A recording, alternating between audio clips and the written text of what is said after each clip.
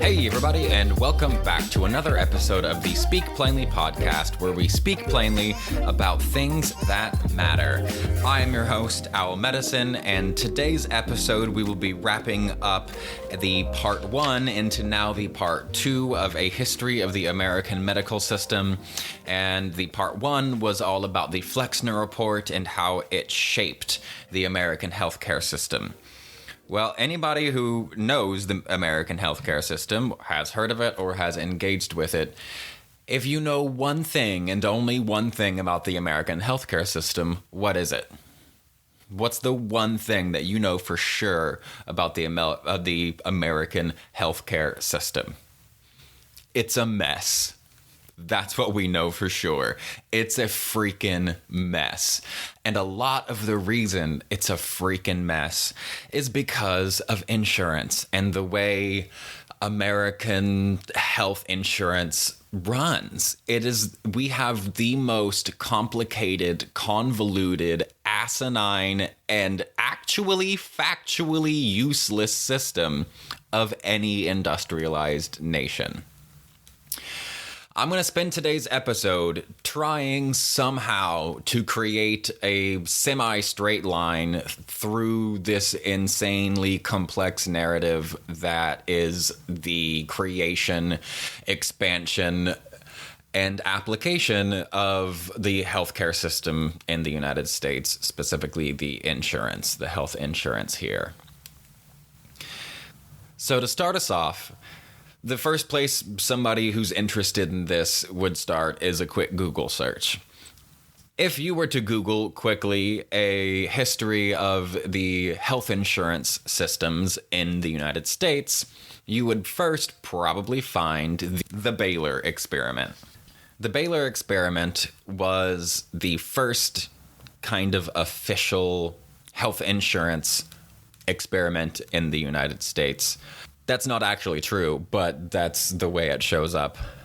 So the Baylor experiment was kind of the first health insurance experiment legitimately in the United States. It happened in 1929 and kicked off what is now known as Blue Cross. What happened is people were having a hard time. 1929 is, if you remember from history class, that is the year that started the Great Depression. So that's a rough start. And we know what caused the Great Depression, and it was a bunch of international tariffs. I mean, it was a bunch of things, but largely international tariffs where the goods we were providing got taxed up to 47%.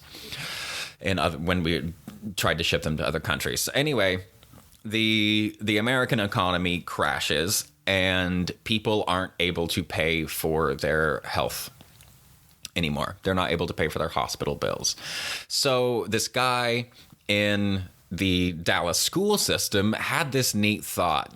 I planted this seed last week for you. He had this cool thought about cosmetics, and he realized that the Dallas school teachers and other teachers, mostly women at the time, they spent about the same amount of money per year on cosmetics as they did on hospital bills.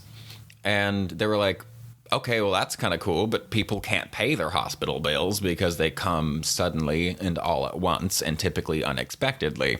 And so they were like, all right, well, why don't we kind of try to do the same thing? We'll just charge our teachers 50 cents a paycheck, and that will add up to a certain amount of covered health care.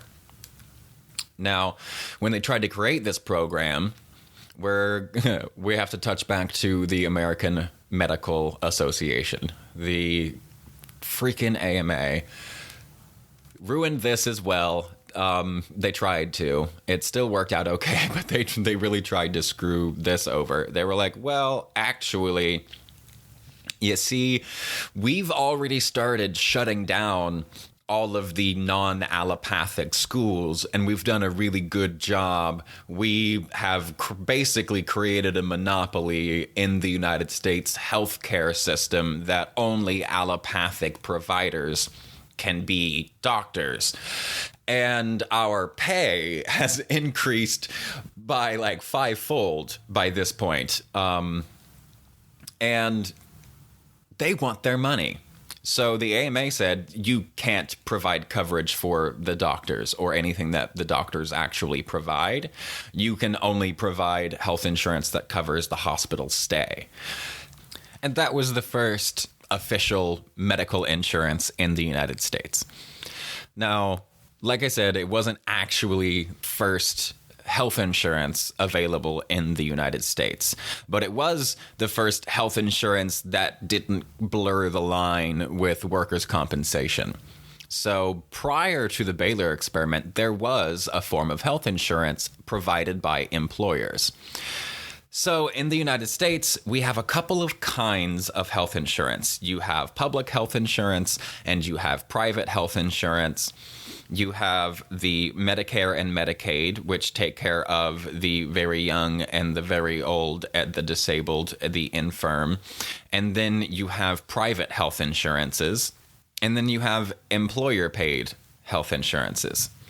And the employer-paid health insurance was actually the first real health insurance in the United States, and it covered loggers at the turn of the century, and then right around 1900.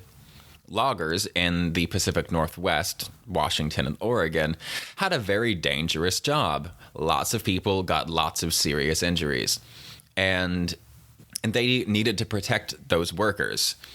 So they started offering health insurance for their workers that covered up to a certain number of weeks of hospitalization and care.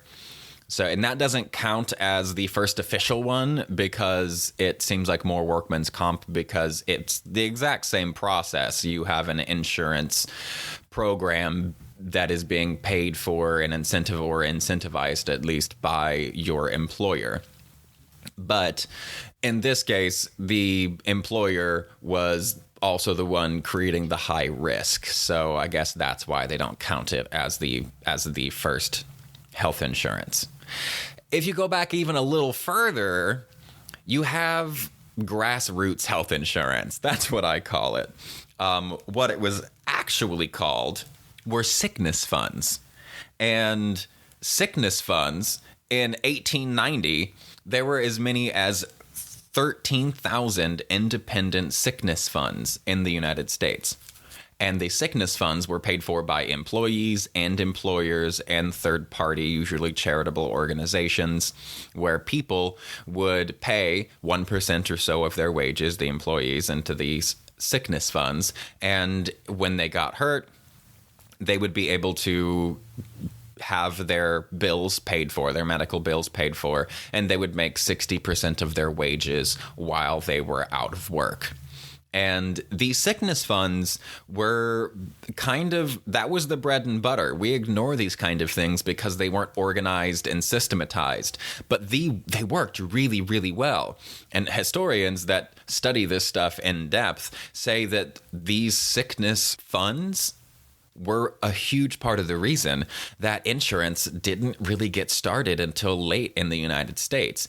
Insurance as a concept had been around for a very long time, for a few hundred years. And it was actually invented because a mathematician realized that if you rolled the dice so many times, that there was a mathematical way to express the likelihood of an event happening or of a number being rolled. And that gave birth to statistics. And that is how insurance was born. But health insurance in the United States really started as these sickness funds, and they go back to the Civil War.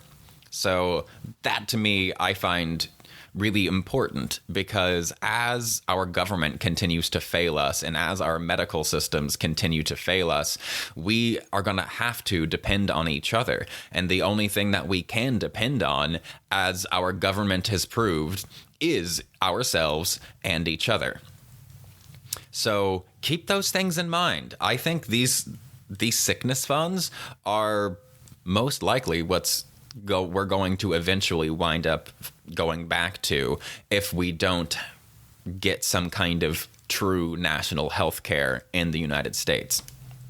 Now, we have some, right? So I feel like this is a good chance to switch over the discussion to the ACA, the Affordable Care Act, aka Obamacare. Now, Obamacare, I didn't know all that much about it when it happened. I'm like, cool, expanding Medicare and Medicaid, awesome, great. More coverage for more people. That's a good thing, right? Well, in preparation for this, I did a lot more research. And the Affordable Care Act was actually a really, really smart move. They tried to handle the biggest gaps in our health outcomes and our health outcome concerns as a nation. It was not the first, though. We act like it was the first, but politicians have been trying to get America on some kind of national health care program for 100 years now. Multiple people tried it multiple times. Back to FDR and JFK, President Johnson, they all submitted these plans to try to get some kind of care for everybody in the United States. Well, guess who was always there waving their flags going, no, you can't do that, and had the money to back it? The American Medical Association. They've been there every single step of the way. If you do the dive and do the research, you can find the exact programs and protocols that they used to bash what they were calling socialized medicine, especially in the 1960s.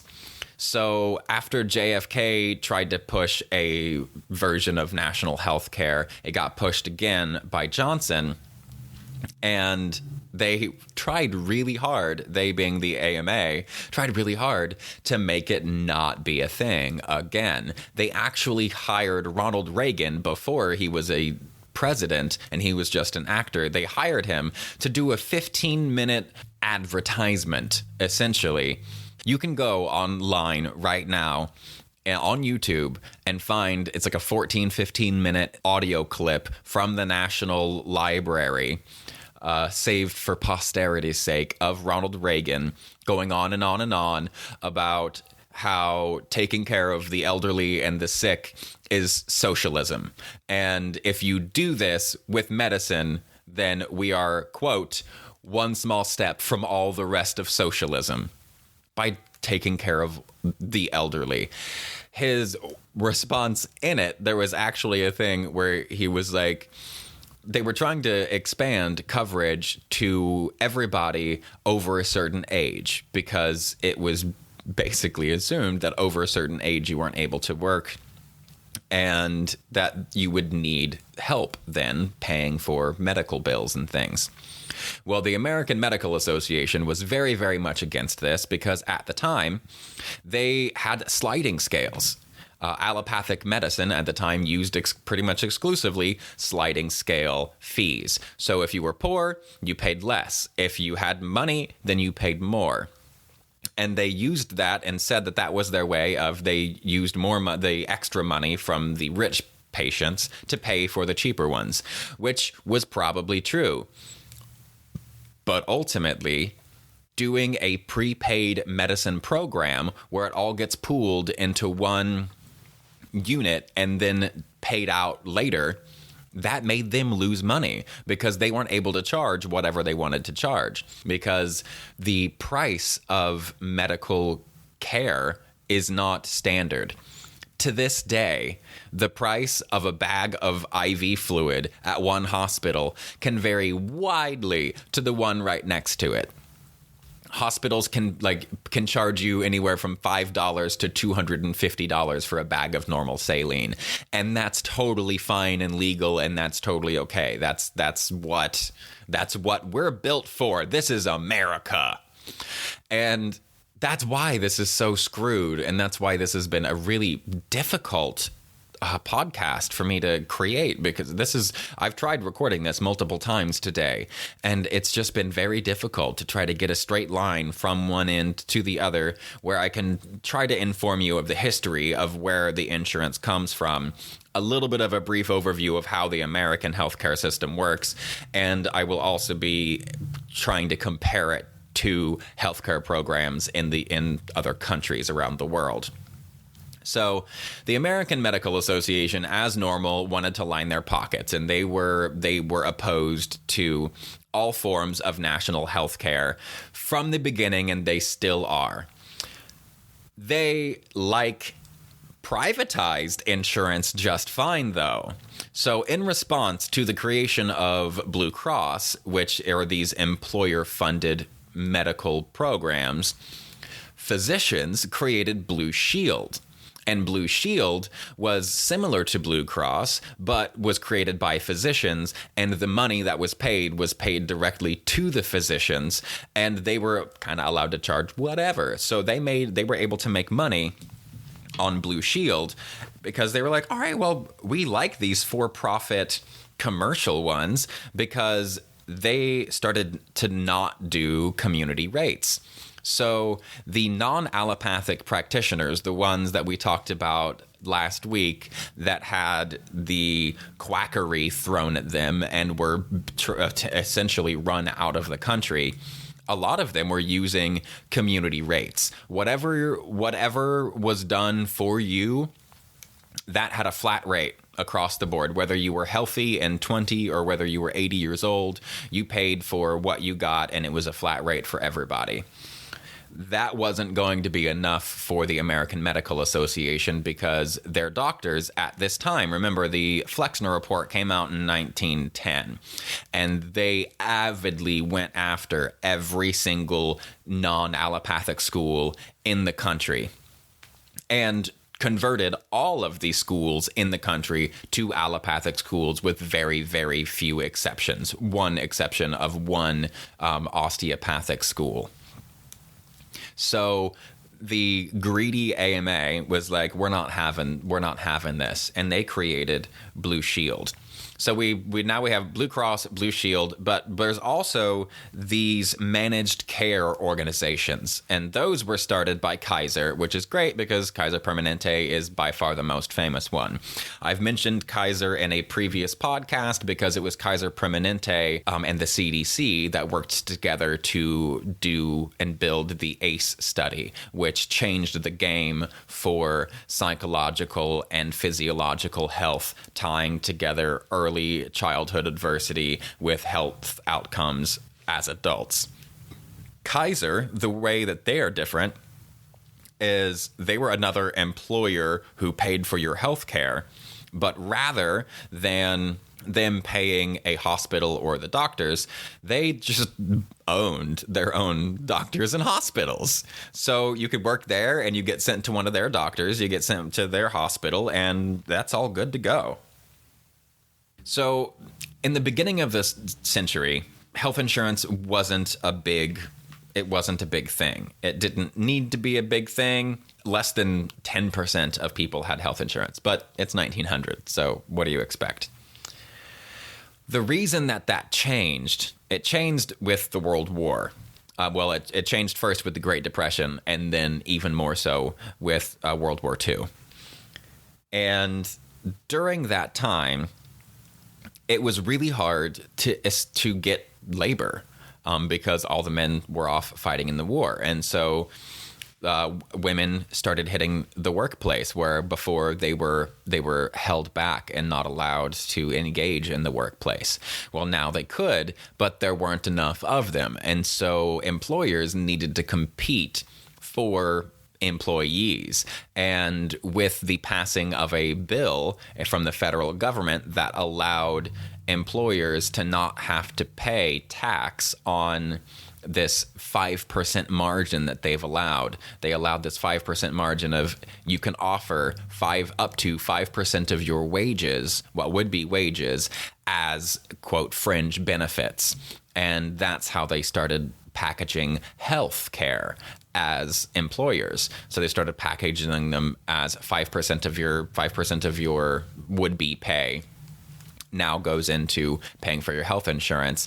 And the federal government was like, that's a good idea, so we're gonna make that tax exempt for the employers. So now employers get to pay their employees less money and incentivize more employees to work for their company. So that's all in good. Now lots of people have more health insurance, and health insurance is really starting to become like ubiquitous across the United States, because you have the really young people and the really old people covered by Medicare and Medicaid, and you have privatized health insurance. And in the US, we do, believe it or not, have a form of socialized medicine. And guess what the socialized medicine is for? Besides Medicare and Medicaid, which is absolutely socialized medicine, we also have the VA. And this is a good spot where we can compare the VA and the US and the VA to other, like, say, European countries, to other countries in the world, especially European countries.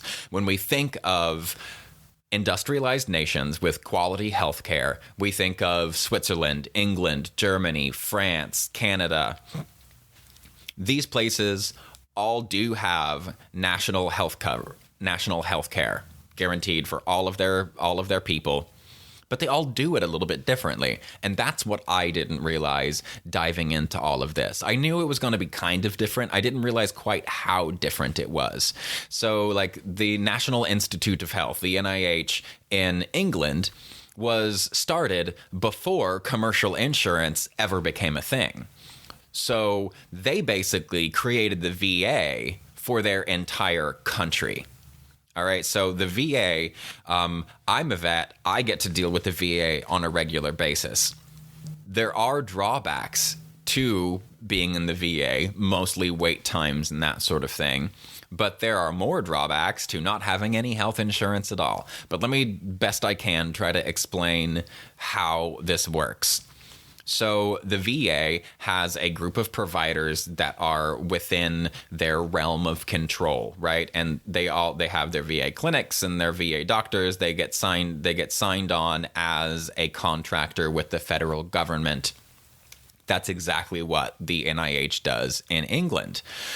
So the VA, in order to not overpay, the VA controls prices. They control prices for drugs, for your prescriptions. They control prices for CTs and MRIs and that thing. They work with the companies that build these machines that run the tests and do the diagnostics and separate your blood and do all the things that need to be done in order for Western medicine to be able to evaluate you appropriately.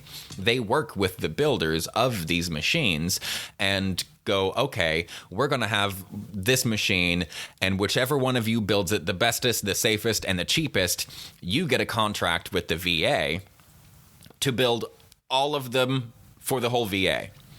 England did the same thing. They said they did the same thing, but nationwide with all of their stuff. So if you are a manufacturer of MRI machines, there's only going to be a couple of those kind of in one country, right? And you're going to have to compete to create the best, safest, cheapest version. And then that acts as the baseline for the pricing. That's essentially how the VA works. That's how our meds are cheap or free. That's how our care is so much cheaper than it is in the regular United States. That's also why it's cheaper if you have Medicaid and Medicare, because they pay the bare minimum. Private health insurance allows anyone to charge pretty much any rate for whatever they want. And if you don't have that insurance, they can charge you whatever they want. They'll charge you insane amounts, the maximum amount that somebody can charge you, just so you'll go into default because they don't have any reason to not do that. They don't care about you. They're trying to get as much money as they possibly can. And that's the problem with the world being run by middlemen, is everyone is just trying to get the most out of what they can all the time. And that always leads to a race to the bottom. But it's not the rich people living on the bottom. It's not the doctors living on the bottom. It's us patients. Further comparing the United States' healthcare system to other countries' healthcare system, like Germany and France also have commercial health insurance, but they are regulated. And that's the thing with the United States, is we are a capitalist country. We were built and designed by capitalists.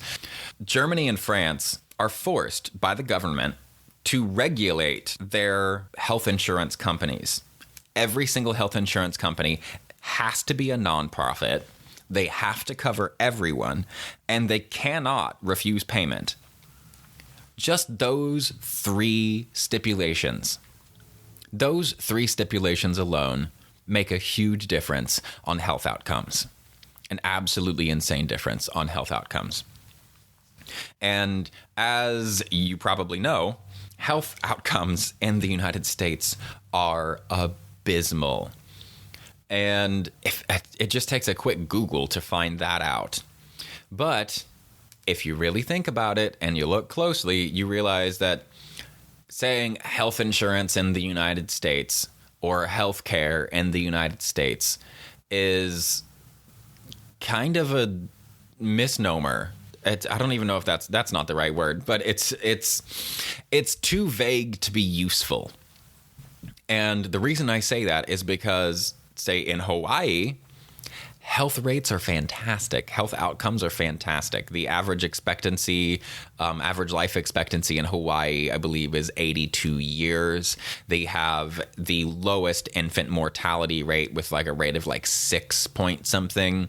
And their preventable hospitalization rate is like 25%.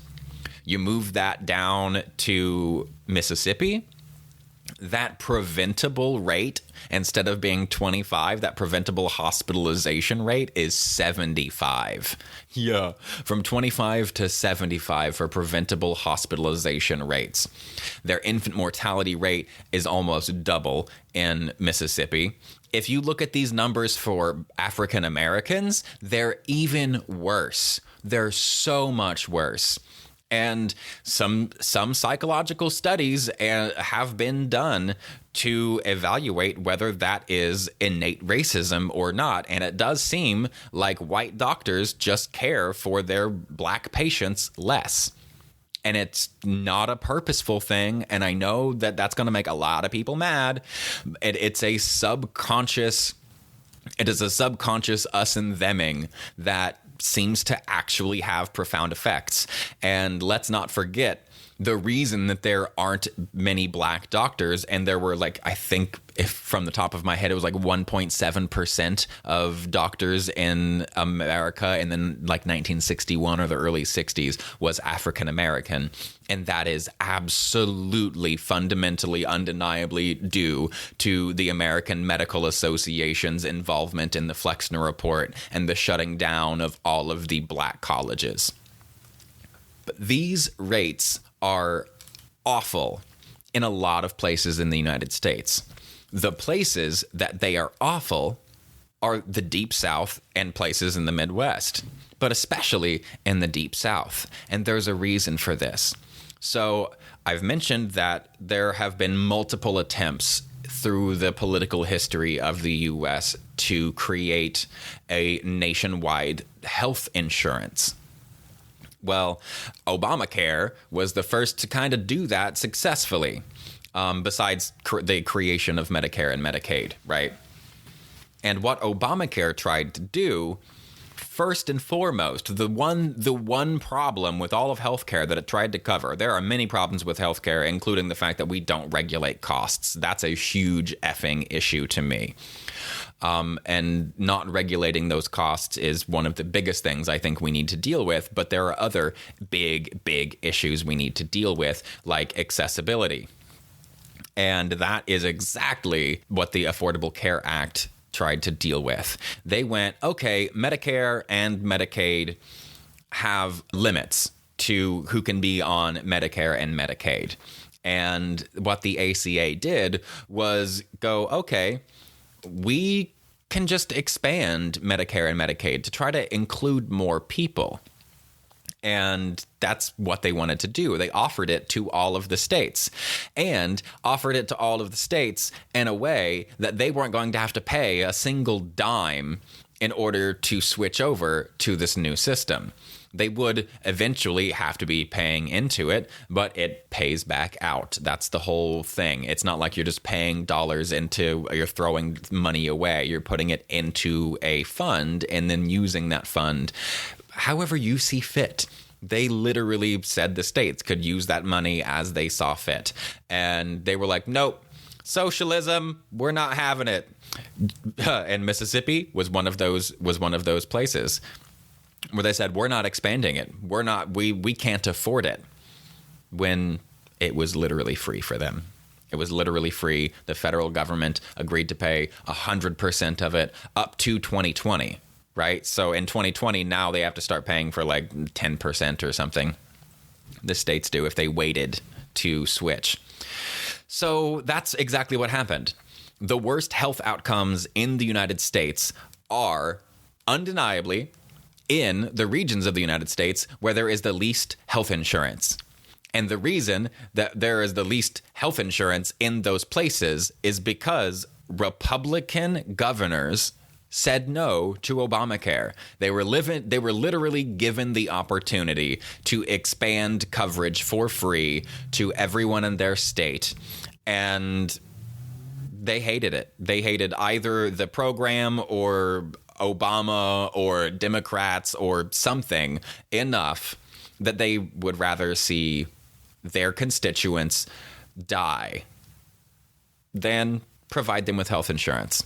And that's not a new concept. The American Medical Association has been pushing that exact same narrative for 100 years. It hasn't changed, and it's not going to. So the Affordable Care Act tried really hard to at least expand accessibility, and it did. More Americans are insured now than have ever really been insured before. And our healthcare is good in places where you have healthcare. There are other serious issues, like I mentioned, with African American communities and their care, especially in labor and delivery, but that's a whole nother topic. So I hope that you've gotten some interesting information out of this. I hope that you learned something. There is a way that America can create health insurance for everybody involved. Unfortunately, it's probably going to take a while because the American Medical Association has had a stranglehold on the medical system in the United States for 100 years, and they care about nothing more than they care about the lining of their pockets. So that means, like, in places where health insurance really works well, like in France, they rant and rave about how wonderful their healthcare is. However, the doctors don't make nearly as much money. And that's going to be one of the realities, is doctors in the United States, these spinal surgeons that are making millions, like $500,000 to $1 million a year, are not going to be able to make that anymore. And frankly, they fucking shouldn't. That's disgusting. That is absolutely disgusting in my book. I don't care how long you went to school. I don't care how good you are at it. You are performing life-saving interventions for people. And no, you can't put a price on life, but you can put a little bit of a price on morality. And they have sold theirs down the river as far as I'm concerned. doctors are going to have to make a lot less.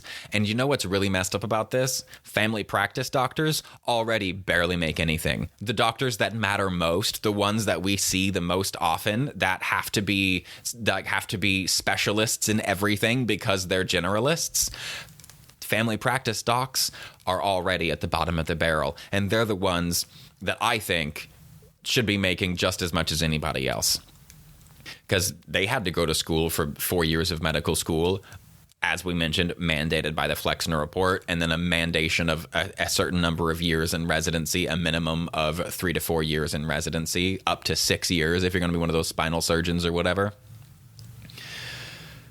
We're going to have some major overhauls in order for this to be a real impactful event if and when we ever get around to having nationalized health insurance. And I do believe that it's going to happen. We're late on it. They're going to find a way to create some kind of national health insurance program, and I almost guarantee you Anthem will be behind it. Anthem is a subsidiary of Blue Cross Blue Shield. They are I don't know if they're not a subsidiary. So Blue Cross Blue Shield only has one legal office, and then that legal office, basically their job is to sign contracts with other independent companies that then do everything for Blue Cross Blue Shield. And I think there's 36 of those companies right now. And the number one is Anthem. And Anthem is publicly traded. They're worth $90 billion. They're like number 3 in the Fortune 500 company list. And most of Blue Cross Blue Shield, their boundaries are geographical, but Anthem has found a way to have geographical boundaries, but also to fill in the gaps here, there, and everywhere. They've got their money, or they've got their hands in everybody's pocket. So if you want to make some money on this, because they're going to do it anyway, my guess, invest in Anthem. Invest in Anthem now. And it's already worth millions of dollars, or billions of dollars, excuse me. But it will be worth far, far more when they become the primary contracted company that provides health insurance for the entire U.S. Because why would you go with something smaller? If I were the president and I were trying to hire a company to do all of it, I would hire the one who's already doing more than anybody else and doing it well. So that's my last bit of advice. If you're a stock investor kind of person and you also think that nationalized health insurance is an inevitable reality, then invest in Anthem. And that's what I'm going to sign off with today. I really hope that you enjoyed this. Thanks for hanging out with me. This was a really hard one for me. I get very upset and frustrated getting through this information because there's just so much greed involved. And it's really complicated. I left out 90% of the important information because I only knew a small percentage of it. I've been studying this stuff for a minute now. I took an extra week so I could do more studying on it, and still getting a straight line from one end to the other is very difficult. So if there's anything that I missed that you think I should have covered, then please leave me a comment, shoot me a message, let me know. And I hope you have a marvelous, marvelous week. And remember, stay blessed and stay uncomfortable.